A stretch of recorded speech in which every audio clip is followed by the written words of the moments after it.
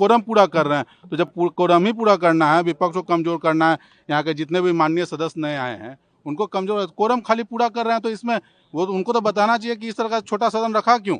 जब उनको रखना था तो प्रश्नकाल कहाँ हुआ इस बार सदन में। तो छोटा सदन रख रहे हैं, सिर्फ कोरम पूरा कर रहे हैं, तो जब कोरम पूरा रहे हैं तो जो हो रहा है सो होगा। लेकिन कहाँ है तेजस्वी यादव, ये कुछ जानकारी है कहाँ है? तो आपने खुद न्यूज में देखा होगा, तो ये सवाल वहीं से देख लीजिए। भाजपा वाले लापता बता कह रहे हैं कि वहीं से सदन हमने आपको चलाएंगे। साफ बोला ना कि भाजपा वाले और एनडीए वालों को अपने काम पे ध्यान देना चाहिए कि जो महिलाओं को पैसा देने के लिए कहा था उसमें नीचे से जो लगा रहे हैं ना कि काम अच्छा होगा, एक एक महिला को पैसा दीजिए, उस पर ध्यान दें। विदेश दौरे पर इसका खास तौर पर कह रही है कि यूरोप गए हैं और रमीज को लेकर जेडीयू क्या कह रही है इसका जवाब देना मेरा जरूरी नहीं है। और किसी के भी व्यक्तिगत कार्य पर, व्यक्तिगत जीवन पर इस तरह से सार्वजनिक रूप से टिप्पणी करना बिल्कुल ही गलत है। और मैं, आप बजट की बात कीजिए आज जो हो रही है, और जो हमारे सभी विधायक हैं पूरी तरह तैनात हैं, कोई भी सदन का सदस्य कहीं जा सकता है, उसके लिए कोई मनाही नहीं है, वो किसी नियम का उल्लंघन नहीं है और न ही किसी नैतिक रूप से भी कोई उसको उल्लंघन माना जा सकता है। लेकिन कहा जा रहा है कि नेता प्रतिपक्ष गायब है, सदन का इतना वो सब ये सब बातें हो चुकी है, ये सब गलत बातें प्रचारित की जा रही हैं, इमेज नर्चर करके विपक्ष को डिमोरलाइज करने की कोशिश की जा रही है। जो मुद्दे हैं उस पर सरकार आ नहीं रही है। जो मुद्दे, बजट जो है वो सेकंड सप्लीमेंट्री बजट है, और वह खेदजनक है कि सेकंड सप्लीमेंट्री बजट, बार बार बजट लाने की क्यों जरूरत पड़ती है। इसलिए कि बजट का अनुमान वर्ष के शुरुआत में ढंग से नहीं किया गया, ये वित्तीय कुप्रबंधन का नतीजा है। इसलिए यह बजट जो है यह दिखलाता है कि सरकार वित्तीय कुप्रबंधन से ग्रसित है और वह उसको सुधारने का भी प्रयास नहीं कर रही है।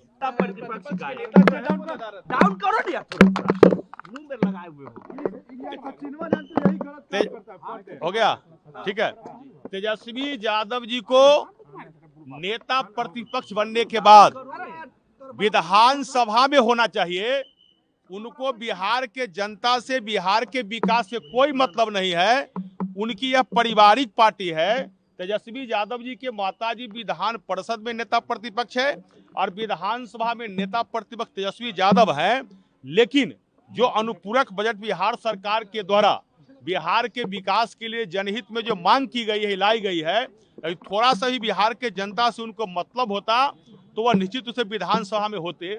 लेकिन लग रहा है जो जनादेश बिहार के जनता ने उनको दिया है, उस जनादेश को उनको अब लज्जित हो रहे हैं। वो लज्जित होकर बिहार विधानसभा से फरार है और अभी बिहार से ही बाहर गए हुए। आप लोग सरकार में खोजवासी क्यों नहीं है कि भाई यूरोप जाए, अमेरिका जाए, लंदन जाए, हर व्यक्ति की जाने की आजादी है। लेकिन नेता प्रतिपक्ष है तो 2 दिन के बाद, आज के बाद भी जा सकते थे। लेकिन उन्होंने बिहार के जनता से मतलब नहीं रखा। लग रहा है बिहार के विकास से उनको कोई मतलब नहीं है। गुमशुदा का रिपोर्ट डलवाइएगा। उनके पार्टी के लोग ही खोज रहे होंगे, उनके पार्टी के लोग ही। हमने विधानसभा में कल ही देखा कि तेजस्वी यादव की अनुपस्थिति में उनके पार्टी के अन्य लोग, अन्य मान्य विधायक जो है प्रतिपक्ष की भूमिका में अपनी बात रख रहे थे, लेकिन वो खुले दिल से नहीं रख रहे थे। बुलडोजर एक्शन को लेकर भी सवाल उठाए जा रहे हैं। बाबा बुलडोजर बताया जा रहा है सम्राट जी को। देखिए, बुलडोजर एक्शन से वही व्यक्ति भयभीत है जो शराब माफिया है, बालू माफिया है और बिहार के भू माफिया है, जो 1990 से लेकर 2005 तक बिहार में आतंक के राज स्थापित करके बिहार सरकार के जमीनों को कब्जा कर लिया था।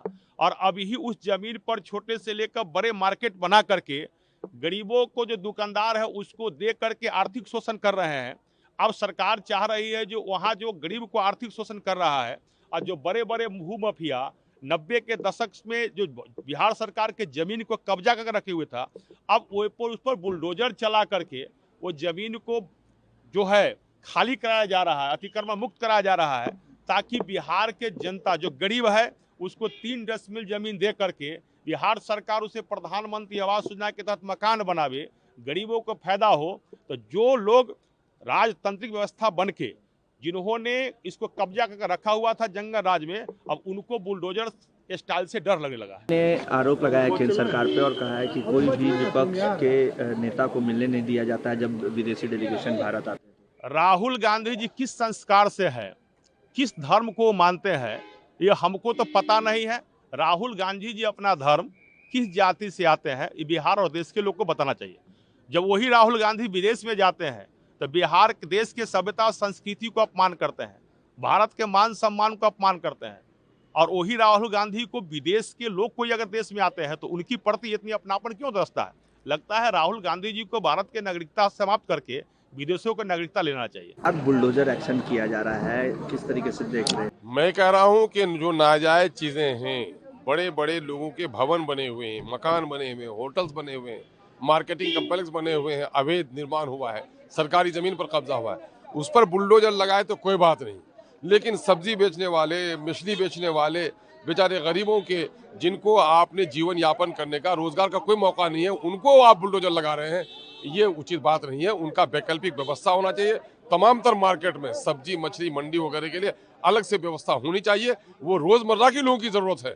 और आप ऑफिसर और नेता हो, जाके सब्जी खरीदते हैं, जाके वहाँ मछली खरीद लेते हैं और उनकी वैकल्पिक व्यवस्था नहीं बनाना चाहते हैं। एक ऑर्डर का बहाना बनाकर सबको बुलडोजर लगा रहे हैं, ये अच्छा अमल नहीं है। आज अंतिम दिन है आज का। अरे भाई, ये तो रस्म की अदायगी है ना, कि नए हाउस का गठन हुआ है, लोगों का शपथ होना है, अनुपूरक बजट की पेशी होनी है, तो बहरहाल मिला जुला के ठीक ठाक।